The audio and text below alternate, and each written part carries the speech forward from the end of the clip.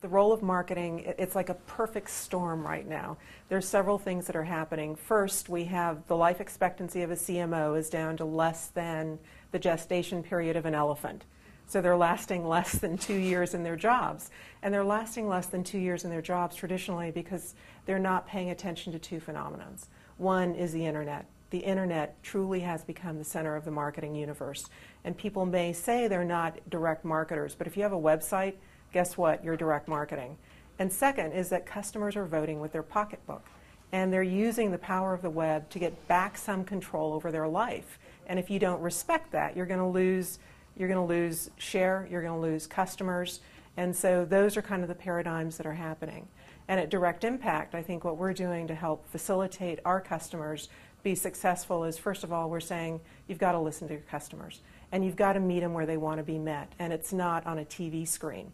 You look at the advantages that the internet brings and the opportunity to really get in front of customers in a meaningful way. And one of the counsels we give to our clients is you need to decide how to communicate with your customers. Is it advertorial or is it editorial? And so advertorial is the old way where we were on TV doing 30-second spots, 60-second spots, and you just had to sit there and take it. Well, with TiVo and the internet and fast forward and all of those things, customers don't have to take it anymore. So there are places where it's appropriate and where it's very appropriate online and where the spend is much more cost effective than doing a 60-second ad. And there's also a tone in how you're going to reach out to your customers. And again, are you just going to tell them about your product, or are you going to tell them about how to use it to enrich their business or enrich their life, or doing it in a meaningful way? And then on top of that, we have Web 2.0, which is radically changing the world because 2.0 is not just a platform. It's a means of participation.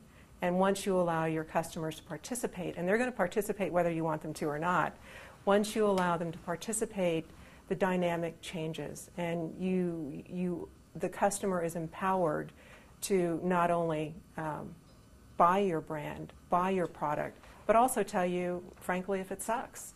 And you've got to listen and got to be willing to take that feedback. So I think the advantage that we bring to our clients and what we try to bring to them is a dose of reality, a perspective of you've really got to know who your customer is, because if you're out there on the web and you think your customer is a young guy that's 18 to 25 who's gamer, is on the skateboard, and it actually turns out it's a 35 to 45-year-old guy, the message and the meaning is very important. I don't think customers are totally in the driver's seat right now. It's a message that's getting beaten into traditional marketers' heads, but the ultimate proof is, are they buying your product? Are you growing your business? Is your rate of acquisition growing? Is your repeat purchase rate growing? And by, you have a reality of a CFO also sitting in a corner office who sits down with a CMO and says, you spent $500 million on TV ads this year. What have I gotten for it? And you spent $10 million on ads on websites or by doing banner ads or setting up a 2.0 platform.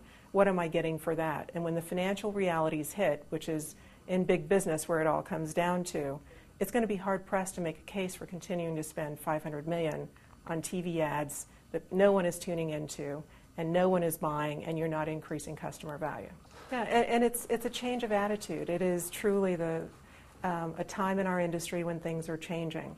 Back in the early 80s when PCs came into the marketplace, everybody just said it's just a fad. They were mainframe guys. Well, we're at that stage now, and the companies are not going to survive who do not embrace the customer, the internet, and 2.0. Because they will just ignore their customer base, and their customer base will abandon them. I believe all of them have an understanding of what it is. I think they're still coming to grips with the impact it can have, and they're going through the financial equation of, this is a big investment. This is a big investment that I have to make, and how do I pay for it, and what's the ROI? Because, again, they go back to, if I place an ad, X is going to happen, or if I do a banner ad, X is going to happen. So they're coming to grips with financially, how do they afford it, and what's the expected rate of return on it? But you have to find people who are innovative, who are really creative thinkers, and I know that's kind of an anomaly when you talk about marketing folks because they're supposed to be creative thinkers. And you have to find people that conceptually, truly believe that the paradigm has changed, and that with people turning off their TV set, one of the ways they're going to get more customers is through their customers telling other customers and through referrals. And that's one of the great beauties of 2.0 is it enables customer interaction. It enables customers to talk to other customers, to pull their friends into the dialogue, even though they may not have been on your website. And word of mouth is what's going to kind of save the day. And that's my story, and I'm sticking to it.